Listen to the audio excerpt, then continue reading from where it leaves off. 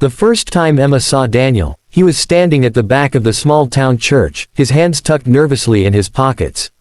His clothes were plain, faded jeans and a shirt that had clearly seen better days, but there was something in his eyes that caught her attention. It wasn't wealth, nor the charm of a polished man who had the world at his feet. It was kindness. Quiet, steady, and deep. Emma had grown up in a family that valued appearances. Her parents often reminded her that life was easier when you married well. They had already dropped hints about lawyers, doctors, and businessmen who could provide her with security.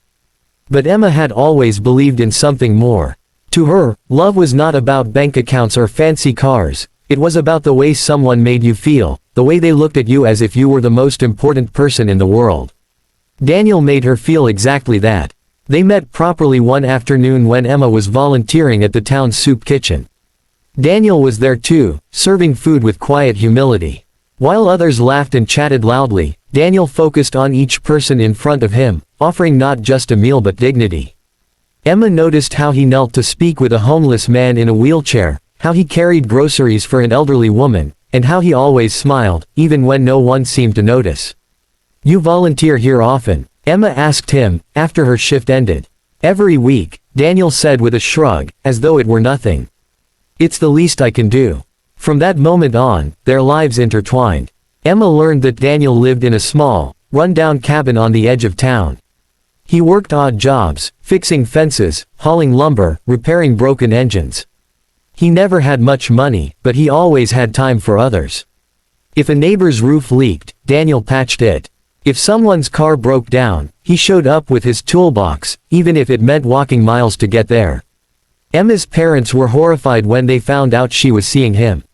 "Emma, you're throwing your life away," her mother cried one evening. "That man has nothing. How will he provide for you? Do you want to live in poverty for the rest of your life?"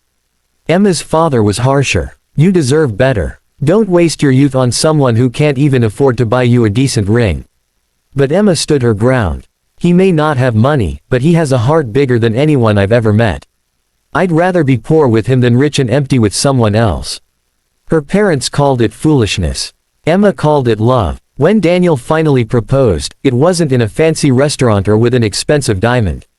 It was under a maple tree near the soup kitchen, with a simple silver band he had saved months to buy. Emma cried as she said yes, not because of the ring, but because of the sincerity in his trembling voice. "I may not have much, but everything I am and everything I will ever be, I give to you." Their wedding was modest. A small gathering of friends, paper flowers Emma made herself, and vows that came straight from the heart. While her parents sat stiffly, clearly embarrassed by the humble affair, Emma felt it was perfect. Life after marriage wasn't easy. They lived in Daniel's tiny cabin, where winters were cold and summers brought leaks through the thin roof.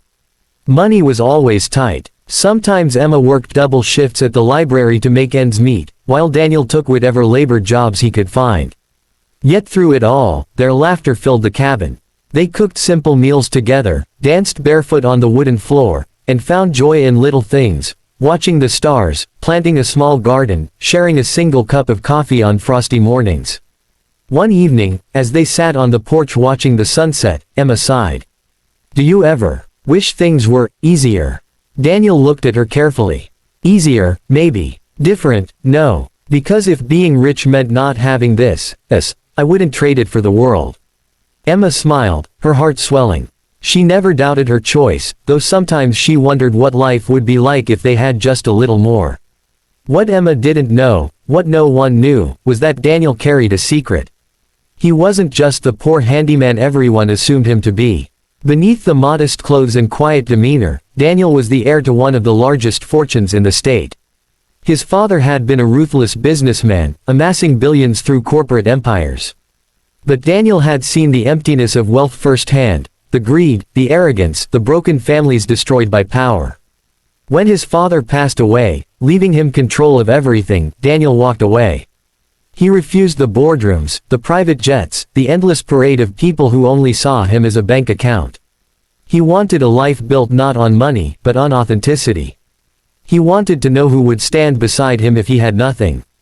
That's why he never told Emma. He needed to be sure. Years passed this way, and their love only deepened. But one cold winter, Emma fell ill. At first, it seemed like the flu, but her condition worsened rapidly. The local clinic ran tests, and the diagnosis was devastating. She had a rare heart condition requiring urgent surgery.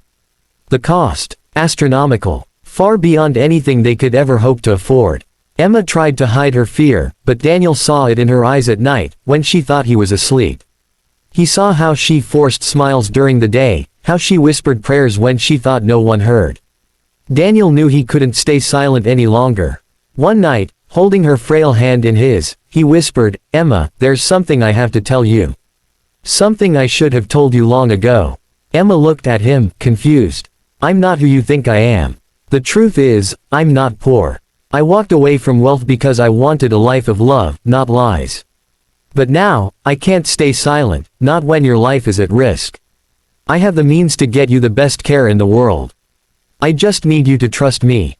Emma stared at him, her eyes wide, tears welling. "Daniel, are you saying?" "I'm saying," he said softly, "that I can give you everything.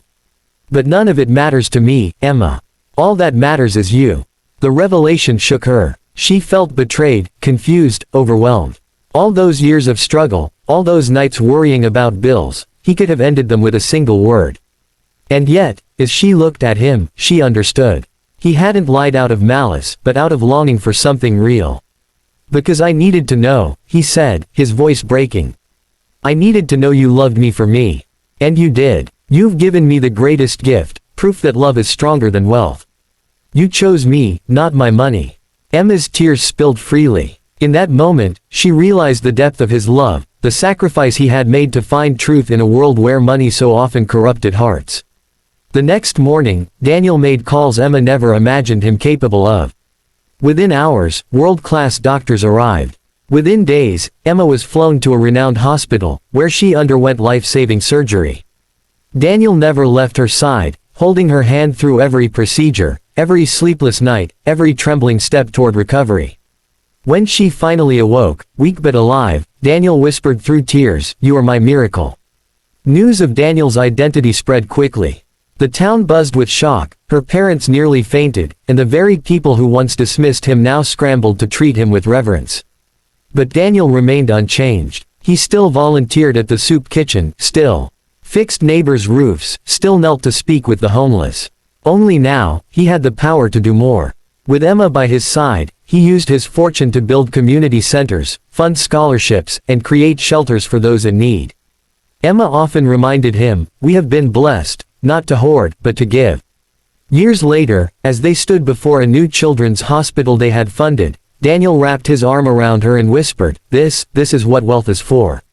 Not mansions or cars, but changing lives." Emma smiled, her heart full.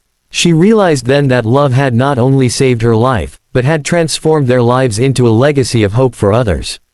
And every time people asked her, what was it like, marrying a poor man who turned out to be a billionaire? Emma simply said with a smile, "I didn't marry a poor man or a rich man. I married a good man. And that has made all the difference."